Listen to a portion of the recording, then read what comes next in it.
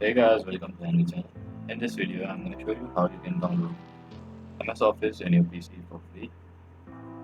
So all you have to do is visit the following website, which you can also get a link for the site in the description.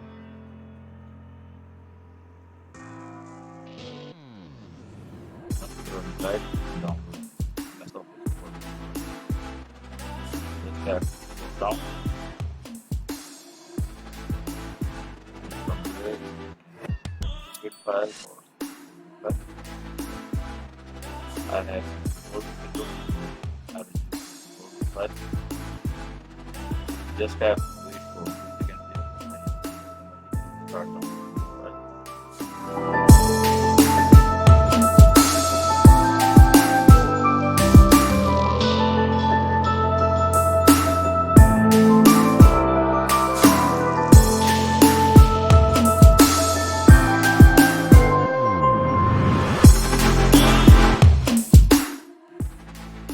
So guys, our file is downloaded. Just have to extract the file and then just run it up, and it will automatically start installing MS Office in your PC.